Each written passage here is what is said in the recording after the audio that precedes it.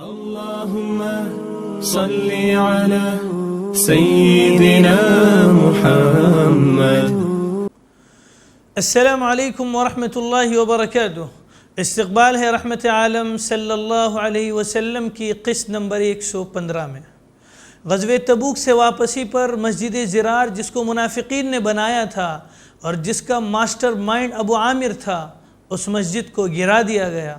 آئیے تفصیل سے اس واقعے کو سنتے ہیں. ناظرین، رسول اللہ صلی اللہ علیہ وسلم کے مدینہ تشریف لانے سے پہلے مدینہ میں قبیلہ خزرج کا آدمی رہتا تھا جس کا نام تھا ابو عامر راہب. یہ ایام جاہلیت میں نصرانی ہو گیا تھا اور اہل کتاب کا علم حاصل کر چکا تھا. ایام جاہلیت میں ایک عبادت گزار شخص تھا، اپنے قبیلے میں اس کو بڑی بزرگی حاصل تھی.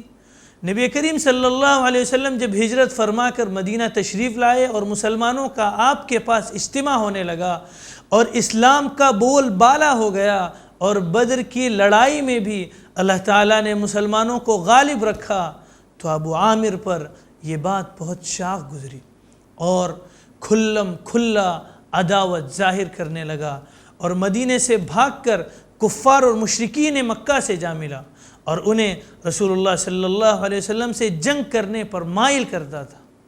اب عرب کے سارے قبیلے اکٹھے ہو گئے اور جنگ احد کے لیے پیش قدمی کے نتیجے مسلمانوں کو جو ضرر پہنچا، اللہ عز و جل نے اس جنگ میں مسلمانوں کا امتحان لیا. دنیا نہ سہی لیکن عاقبت تو متقین کے لیے ہی تھی، پرہیزگاروں کے لیے ہی تھی. اس فاسق نے یعنی اس ابو عامر راہب نے دونوں طرف کی صفوں کے درمیان کئی گڑھے کھود رکھے تھے. ان میں سے ایک میں رسول اللہ صلی اللہ علیہ وسلم گر پڑے اور آپ کو تکلیف پہنچی تھی. آپ صلی اللہ علیہ وسلم کا چہرہ زخمی ہو گیا. نیچے کی طرف سے سامنے کے 4 دانت آپ صلی اللہ علیہ وسلم کے شہید ہو گئے. سر بھی نبی کریم صلی اللہ علیہ وسلم کا زخمی ہو گیا.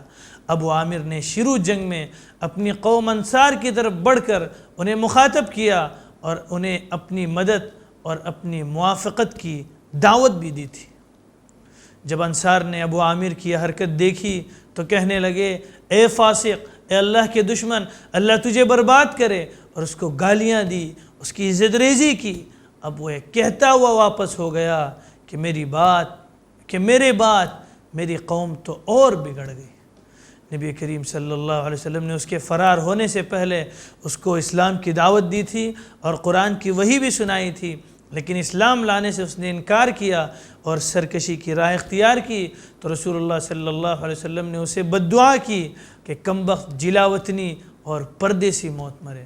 چنانچہ بد دعا اس پر کارگر ہوئی اور یہ بات اس طرح وقوع پذیر ہوئی کہ لوگ جنگ احد سے فارغ ہوئے تو اس نے دیکھا کہ نبی کریم صلی اللہ علیہ وسلم کا تو بول بالا ہو رہا ہے، اسلام بڑھتا چلا جا رہا ہے. تو ملک روم ہرقل کے پاس گیا، اس سے نبی کریم صلی اللہ علیہ وسلم کے خلاف کیا اور اس نے مدد مانگی. اس نے وعدہ کیا، اس نے اپنی امیدیں کامیاب ہوتی دیکھی تو ہرقل کے پاس ٹھہر گیا اور وہیں سے اس نے منافقین مدینہ کو خط لکھا کہ میں اس کی کوشش کر رہا ہوں کہ روم کے بادشاہ قیصر مدینے پر چڑھائی کرے، مگر تم لوگوں کی کوئی اجتماعی طاقت ہونی چاہیے جو اس وقت کے قیصر کی مدد کر سکے. اس کی صورت یہ ہے کہ تم مدینے ہی میں ایک مکان بنا لو اور یہ ظاہر کرو کہ ہم مسجد بنا رہے ہیں تاکہ مسلمانوں کو شبہ نہ ہو. پھر اس مکان میں اپنے لوگوں کو جمع کرو اور جس قدر اسلحہ اور سامان جمع کر سکتے ہو وہ بھی کرو. یہاں مسلمانوں کے خلاف آپس کے مشورے سے معاملات طے کیا کرو. اس عیسائی راہب کے مشورے پر 12 منافقین نے مدینہ طیبہ کے محلہ قباء میں، جہاں ہجرت کے وقت رسول اللہ صلی اللہ علیہ وسلم نے قیام فرمایا تھا اور ایک مسجد بھی بنائی تھی، وہیں ایک دوسری مسجد کی بنیاد رکھی. پھر مسلمانوں کو فریب دینے اور دھوکے میں رکھنے کے لیے یہ ارادہ کیا کہ خود حضرت محمد صلی اللہ علیہ وسلم سے ایک نماز اس جگہ پڑھوا دے تاکہ سب مسلمان مطمئن ہو جائیں کہ بھی مسجد ہے، جیسا کہ اس سے پہلے ایک مسجد یہاں بن چکی ہے، یعنی مسجد قباء. ان منافقین کا ایک وفد رسول اللہ صلی اللہ علیہ وسلم کی خدمت میں حاضر ہوا اور عرض کیا کہ قباء کی موجودہ مسجد بہت سے لوگوں سے دور ہے، ضعیف اور بیمار آدمیوں کو وہاں تک پہنچنا مشکل ہے، اور خود مسجد قباء اتنی وسیع بھی نہیں کہ پوری بستی کے لوگ اس میں سما سکیں، اس لیے ہم نے ایک دوسری مسجد اس کام کے لیے بنائی تاکہ ضعیف مسلمانوں کو فائدہ پہنچے۔ حضرت محمد صلی اللہ علیہ وسلم سے انہوں نے عرض کیا کہ اس مسجد میں ایک نماز آپ پڑھ لیں تاکہ برکت ہو جائے۔ آپ صلی اللہ علیہ وسلم اس وقت غزوہ تبوک کی تیاری میں مشغول تھے۔ آپ صلی اللہ علیہ وسلم نے عذر فرمایا کہ اس وقت تو ہمیں سفر درپیش ہے، ایک مہم درپیش ہے، واپسی کے بعد دیکھا جائے گا۔ لیکن غزوہ تبوک سے واپسی کے وقت آپ صلی اللہ علیہ وسلم مدینہ طیبہ کے قریب ایک مقام پر تشریف فرما ہوئے تو سورہ توبہ کی آیت نمبر 107، 108 اور 109 آپ صلی اللہ علیہ وسلم پر نازل ہوئی، جن میں منافقین کی سازش کھول دی گئی تھی۔ آیات کے نزول ہونے پر آپ صلی اللہ علیہ وسلم نے اپنے چند اصحاب، جن میں حضرت مالک رضی اللہ عنہ، حضرت معن بن عدی رضی اللہ عنہما تھے، ان کو حکم دیا کہ ابھی جا کر اس مسجد کو ڈھا دو اور اس میں آگ لگا دو۔ یہ سب حضرات اسی وقت گئے اور حکم کی تعمیل کر کے عمارت کو ڈھا کر زمین برابر کر دیا۔